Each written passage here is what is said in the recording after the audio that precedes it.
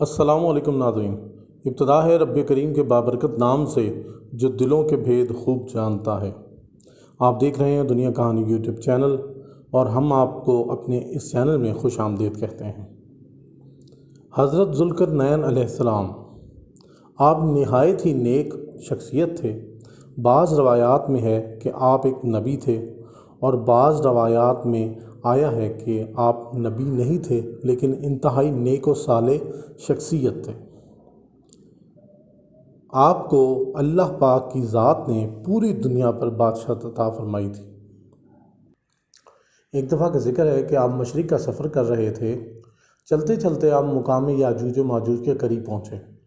वहाँ पर एक बहुत ही शरीफ नफ्स बादशाह हुकूमत करता था। जैसे ही उसे इत्तला मिली कि आप तशरीफ़ लाए हैं, वो फ़ौरन आपके लश्कर के इस्तकबाल के लिए पहुँच गया। तोहफ़े और तोहफ़ भी हमरा लिए। मंजिल से आगे बढ़कर हज़रत ज़ुल्करनैन अलैहिस्सलाम से मिला और उनके दीन की फ़ौरन दावत कबूल कर ली और शरीयत खुदाबंदी पर फ़ौरन ईमान लाया।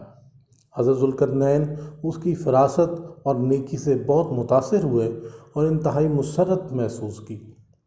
फिर आपने वहाँ एक अरसा तक मुकीम रहने के बाद रवानगी का इरादा किया तो इस बादशाह ने बड़ी ही आजिज़ी से ये दरख्वास्त पेश की कि वो इनकी याजूज और माजूज से बचाने में इमदाद फरमाएँ। उसने कहा, हुज़ूर वाला, हमारे करीब एक बहुत बड़ी ज़ालिम कौम आबाद है जो ना खुदा को पहचानती है और ना रसूल को जानती है। ये लोग इंसानी शक्ल में हैं, इनमें औरत और मर्द होते हैं।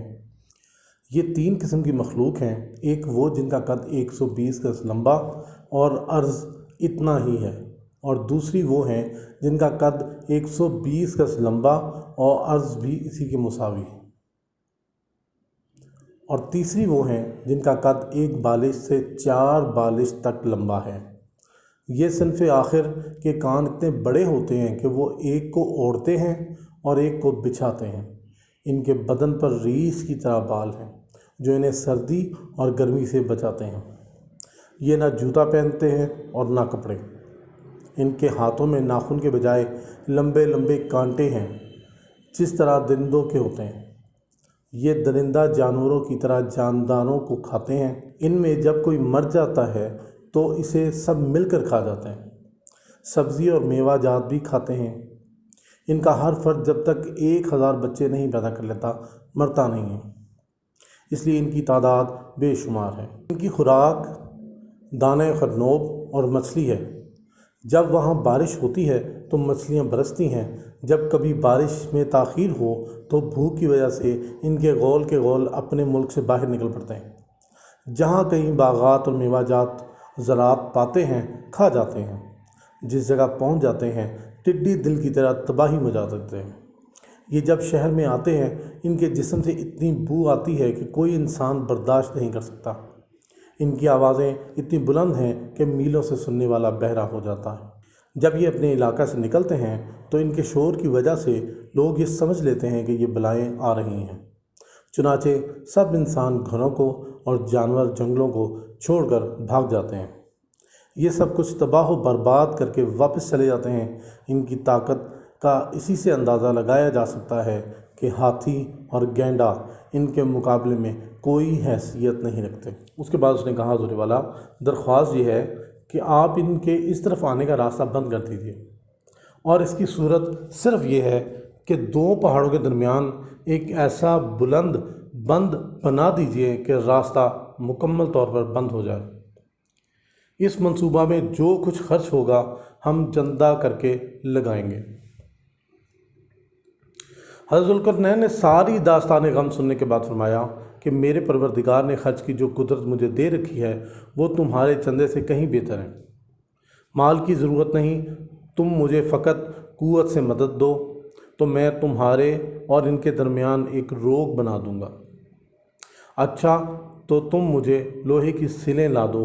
उन्होंने कहा, इसमें जिस कदर लोहा लगेगा हम इतना लोहा कहाँ से फराहम कर सकते हैं, फिर उसे किस तरह काट सकते हैं। हज़रत ज़ुल्करनैन ने कहा, मैं तुम्हें लोहे और तांबे की कान बताता हूँ, वहाँ से लोहा और तांबा काट कर लाओ। इन लोगों ने कहा, कान तो मिल जाएगी लेकिन उसे काटेंगे कैसे। جناب ذوالقرنین نے انہیں ایک اور کان کا پتہ بتایا جسے ساموریہ ساہون کہتے ہیں۔ یہ سفید قسم کی دھات تھی اور اسی کے اوزار تیار کرائے گئے۔ اس کا اثر یہ تھا کہ یہ جس لوہے یا تانبے پر لگتے تھے وہ پگھل جاتا تھا۔